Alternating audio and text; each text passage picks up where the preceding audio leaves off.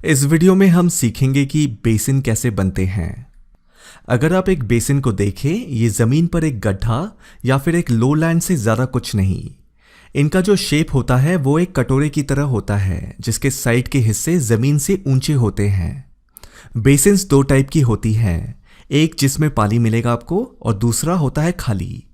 अब ये जो बेसिन्स है, कुछ बेसिन्स ऐसे होते हैं जिनको बनने में 1000 साल लग जाते हैं, और फिर कुछ ऐसे होते हैं जो कुछ घंटों में बन जाएं। जैसे कि भूकंप द्वारा लैंडस्लाइड होने पर एक लैंड डिप्रेशन यानी कि बड़ा गड्ढा बन जाता है, और इसमें जब पानी आ जाए तो ये भी एक बेसिन ही है जो कि कम समय में बना हो। अब आते हैं रिवर ड्रेनेज बेसिन पर। जब एक नदी और उसकी जितनी भी ट्रिब्यूटरीज होती है, सब जब एक जगह आकर मिलती है एक निचले ज़मीन पर, वो जो निचला ज़मीन का हिस्सा होता है उसे रिवर ड्रेनेज बेसिन कहा जाता है। आपको पता ही होगा, नदी जब बहती है अपने साथ काफ़ी सारा मिट्टी, मलबा, पत्थर साथ ले बहती है। इसे लैंड इरोजन कहते हैं अंग्रेजी में। नदी के लगातार बहने से काफ़ी सारा मिट्टी, पत्थर, मलबा एक जगह से दूसरी जगह बह जाता है, जिससे कि वो ज़मीन का हिस्सा बाकी के आसपास की ज़मीन की तुलना में थोड़ा कम हो जाता है हाइट में।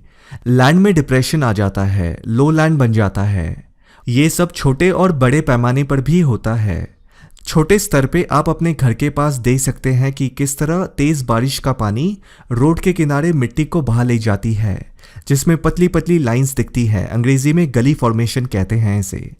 इसी प्रकार बड़े पैमाने पर एक बड़े से जमीन के हिस्से को घिसकर बेसिन में तब्दील होने में कम से कम 1000 साल लगता है।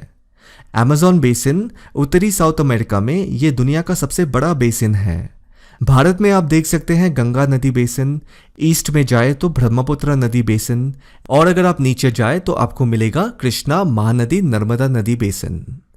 एक और कारण से बेसिन का निर्माण होता है, वो है ग्लेशियर्स यानी कि बर्फ के बड़े टुकड़े के हिलने से।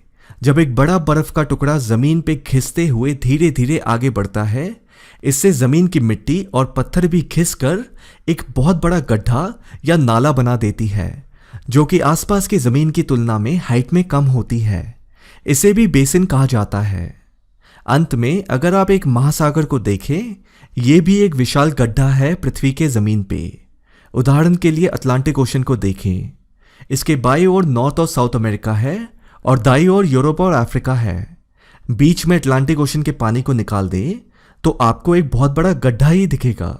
इसका मतलब है ओशन यानी कि महासागर ये भी एक लो लैंड ही है, दो कॉन्टिनेंटल लैंड मास के बीच जिसमें पानी भरा हो।